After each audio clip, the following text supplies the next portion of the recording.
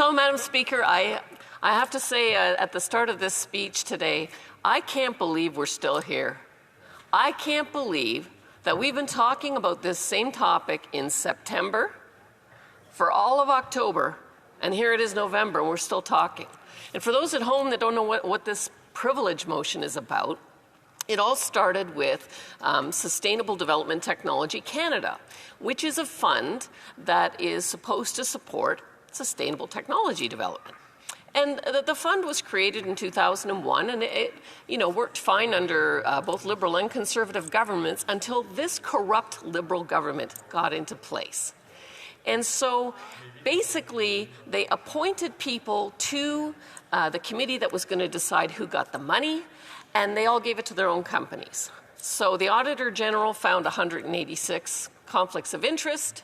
A whistleblower implied that there was criminality involved here. And Parliament voted to have the documents related to this scandal produced. And of course, the Liberals did what they always do. They delayed, and then they produced the documents, all blacked out of anything useful. So the Speaker has correctly ruled that they need to produce those documents unredacted, and that no government business or private member's business is going to take place in this House until that happens. And so we've been waiting now for 5 weeks for them to produce the documents.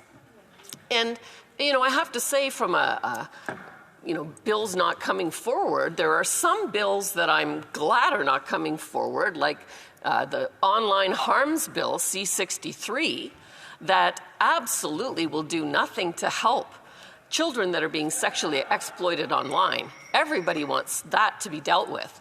But it creates a parallel system with no criminal consequences, and that will not help anyone. And it also will put you in jail for life if someone thinks you might commit a hate crime in the future.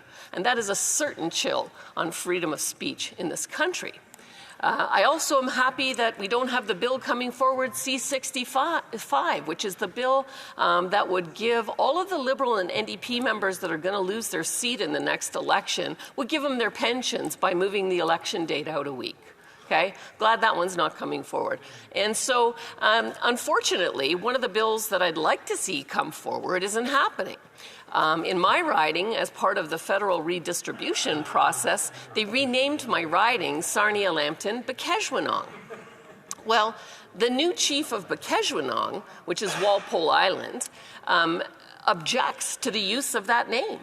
And so, as soon as I heard that he had objected to it, then I asked it to be part of the bill that is done regularly in this House to alter riding names that need to be changed. So I'm very disappointed that that bill's not coming forward, because I'm not able to do what the chief asked me and what I said I would do, which is bring it forward here. But the reason that we are here is because the Liberals continue to block by not producing the documents. So let's talk about some of the arguments that have been made. The Liberals are saying they don't want to give the documents to the RCMP because, that would be a violation of people's charter rights. And I want to be clear that the RCMP get tips all the time. Crime Stoppers, you name it, they get tips, they follow up on them. There is nothing that's a violation of anybody's charter right with respect to that. Actually, what would happen, is that the RCMP would look into the documents, especially if we give some indication of where they should be looking. But if they do find evidence of criminality, then if they do want to pursue criminal charges, they would have to go to a judge and order those documents to be produced so that they could be officially used in a criminal trial. Okay, so that's where we're at today. And I just want to recap a little bit of the history here of how this fund got so wrong. The Honourable Government Deputy House Leader. Madam Speaker, there have been discussions amongst the parties, and if you seek it, I believe you'll find unanimous consent for the following motion. That notwithstanding any standing order, special order, or usual practice of the House, at the expiry of the time for provided for oral questions on Wednesday, December 4th, 2024, the House will resolve itself into Committee of the Whole in order to welcome Canada's 2024 Paris Olympic and Paralympic Games athletes, provided that A, the Speaker make welcoming remarks on behalf of the House, the names of the athletes present be deemed read and printed in the House of Commons debates for that day. C, when the proceedings of the committee have concluded, the committee shall rise. And D, only authorized photographers be permitted to take photos during the proceedings of the committee. Que tous ceux qui s'opposent. All those opposed to the honourable members moving the motion will please say nay. La motion veulent bien dire non. D'accord? The House motion. All those opposed to the motion will please say nay. Carried. The honourable member for Sarnia-Lambton. Thank you, Madam Speaker. And that will be a real joy to see all of our Olympians, of which we are so proud. So back to the Green Slush Fund scandal. Now, the scandal began with Navdeep Bains, who was then the Minister of Industry, Science and Economic Development. And so he was involved in some questionable things. I want to read to you from one of the newspapers about the time that he stepped down. And they said that he was implicated in a questionable real estate transaction when the former Brampton mayor, Linda Jeffries' chief of staff, Mr. Punia, shared confidential details about a land purchase with Bains and former Liberal MP Raj Grewal. When Brampton Council learned about the behavior, it sent details of the third-party investigation into the matter to the RCMP because the force was already looking into Grewal's activities involving chronic gambling in Ottawa when he served as an MP. The city eventually paid about $1 million extra for the land it was trying to acquire after a group of local businessmen with ties to the Liberals purchased it, then flipped it to the city after Punia had passed on details of the original offer the city had planned to make for the property, which was owned by the province. There's no evidence Bains has ties to the business. Just because you can't find evidence doesn't mean nothing happened there. Grewal was charged in September by the RCMP with 5 counts of fraud and breach of trust for alleged misuse of the constituency office budget while he was an MP after an extensive investigation. So this is the kind of people that you had starting the fund and going forward with it. And then it gets a bit worse because then in 2019, the Minister of Environment and Climate Change currently, he comes along and he's part of those who approved in 2021 the money for the fund. He was a member of cabinet that approved the $1 billion that was going into the slush fund. Now, I have one other thing to say about Navdeep Bains, and that is from another news article. He was in the news again when questions were raised last year about his father's involvement with individuals implicated in a Fort Erie Gurdwara scandal. There's no evidence Bains has any ties with the plan, and he denies any link. The Sikh temple had sponsored 3 priests from India who were given special visas by Ottawa. It turned out that the Gurdwara was not even operating, and the 3 men disappeared after arriving in Canada. So, you know, we've got folks that we don't have any evidence of wrongdoing, but always suspicion. And here we are again with the same thing, because the Minister of Environment and Climate Change was part of cabinet that approved the $1 billion. And in terms of the committee members that were there, one of the committee members was a lady named Andre-Lise Mathot. She was the founder and managing partner of Cycle Capital. And Cycle Capital is a company that the Minister of Environment and Climate Change is invested in. And so, if you look at the Criminal Code, Section 119(1), it says that no holder of public office, i.e. someone like the Minister of Environment and Climate Change, can take an action, i.e. giving $1 billion to the slush fund, that benefits themselves, i.e. his investment in Cycle Capital, which tripled its value through the money that was given to it from the Green Slush Fund. So I certainly think that when the RCMP finish their investigation and are able to see the documents, that it could be the Minister of Environment and Climate Change will be back in his orange pajamas again. He, as we know, was a convicted felon. In 2001, he was charged and convicted and he served a year's probation, 100 hours of community service, and $1,000 of restitution. This is the caliber of corruption that we have in cabinet in the Liberal government, Madam Speaker. And so it's no wonder that things go awry when you have these kind of people that are involved.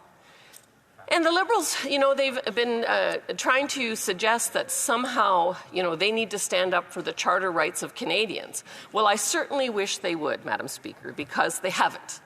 And you are what your record says you are, Madam Speaker. And if we look at the record of the Liberal government on this matter, think about the chill they have put on freedom of speech in this country with C-11, the censorship bill, with C-18, the freedom of the press was, compromised. And then C-63, the online harms bill that I just talked about, once again, violating everyone's charter rights happily. Then, freedom of religion. Madam Speaker, I spoke about this before, but since I spoke about it, things are even escalating further in our country. Did you see what happened? The persecution that the Hindus are facing in Brampton. People out, with knives, violent attacks on temples. Madam Speaker, this government has done nothing about it. They wring their pearls and they say, oh, it's unacceptable, but they've done nothing to ensure that the rule of law in this country is enforced. What is the point of having rules to protect Canadians if they are not enforced? And who, if not the federal government, that is the highest authority to make sure that those rights are protected? Why have they done nothing? 100 or more Christian churches burned in our country, and again, crickets from the Liberals on this. It goes on and on. What has happened to our Jewish Canadians is heartbreaking here. They have been constantly harassed, their synagogues vandalized, their businesses vandalized. They've been death threatened, and nothing has been done. So certainly freedom of religion in this country is on serious jeopardy. Furthermore, if you look at the discrimination that happens, we're supposed to be free from discrimination in this country, but even within the Liberal benches, they're discriminating on age. They decided to give seniors that are, older than 75 more money than the seniors between 65 and 75. Similarly, you've got violations in the minority language rights, where the government has been proven several times in court to not have done what they should have done to protect the minority language rights of Canadians. And, just let me sidebar for a moment and say how proud I am to announce that in Sarnia-Lambton we have the official francophone designation of Ontario. Je suis très heureuse et j'ai travaillé fort. I am very proud to work together with the francophones of Sarnia-Lambton, and I'm very proud. The other argument you'll hear from the Liberal benches is that the RCMP doesn't want these documents. Really? The RCMP does not want to see evidence of potential crime? The whistleblower was clear that there was criminality going on. And, it's possible that it's more than one minister. I talked about the Minister of Climate Change and the Environment. But actually, the current minister that's overseeing the Sustainable Development Technology Canada Fund, there is an agreement that says that those committee members had to disclose any conflicts of interest to Industry Canada, and that he would have known about it and not acted. Perhaps that is what will be uncovered when those documents are released, Madam Speaker. And, certainly there's an issue there. So I think that when it comes to what happened in the Slush Fund, it's just another example, and we keep racking up dollars. If I think about the number of scandals that have happened in this government since I've been here in 2015, this one is $400 million. There was the $372 million they gave to Frank Baylis to make ventilators when he'd never made ventilators before, and they never ended up using any of them. On and on with the different scandals that we've seen. The We Charity scandal and the huge waste of money there.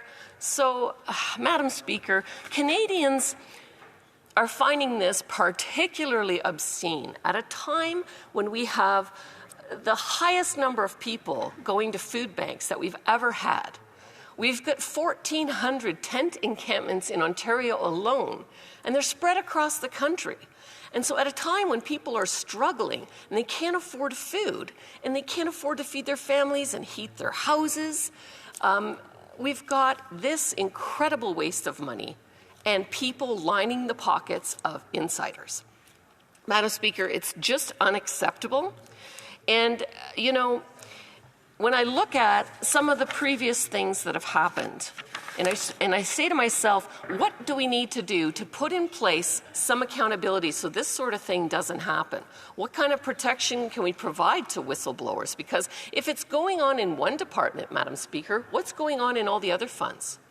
You know, they say the fish rots from the head, and here we've got the Prime Minister who has already been violating ethics laws in the Billionaire Island fiasco, also under suspicion in the SNC Lavalin scandal of pressuring a criminal prosecution, which the RCMP is investigating.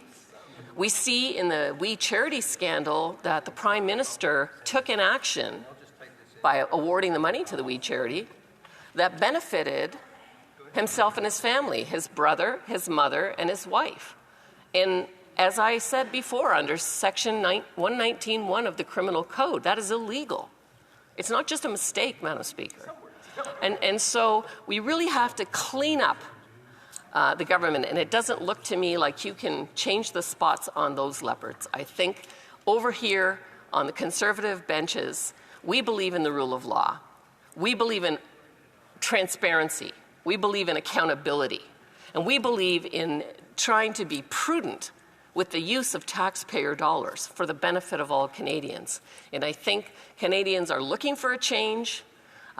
They cannot take the continual rise in taxes that they've seen under this government, be it the carbon tax that they're going to increase to 61 cents a litre, at a time when people are already struggling. They really want to quadruple the misery, Madam Speaker.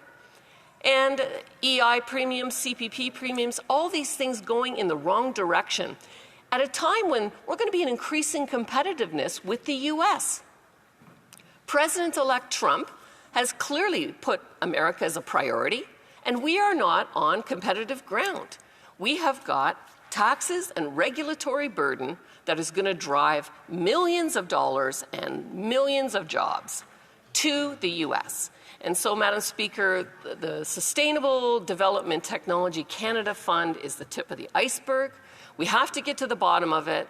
As much as everybody would like to move on from this, until those documents are produced unredacted, and we can give them to the RCMP so we can get to the bottom of what happened here, Madam Speaker, the Conservatives are going to continue to do what is our job. We are His Majesty's loyal opposition, and our job is to hold the government to account. And that means not just saying, oh, there's nothing to see here. That means asking for the documents, doing the hard work to get to the bottom of it, going to committees. I understand that part of once the documents are produced, that the PROC committee is supposed to look at them. And I have a little bit of skepticism there, Madam Speaker, because every other scandal that's gone to any committee, the NDP, partners of the Liberals, worked together, and they're still doing it, even though the leader of the NDP made a big deal of ripping up the agreement and saying, oh, the Liberals are too weak and they can't be trusted and we're not going to work with them anymore. They're still supporting them today, Madam Speaker, at committees. And so what they do is they shut down the committee. They filibuster so they don't have to produce the documents. And that's exactly what would happen if this thing went to committee, Madam Speaker. And that is why we have to hold on and wait until they deliver the documents. And why won't they deliver these documents? The Auditor General has seen them. She wasn't auditing criminality, but she's seen them. So the documents exist. They need to be produced. And what are they hiding? Are people going to go to jail? That's what it's starting to look like, Madam Speaker, and we won't know until we see those documents. And so they need to produce them, and the sooner the better. Thank you, Madam Speaker.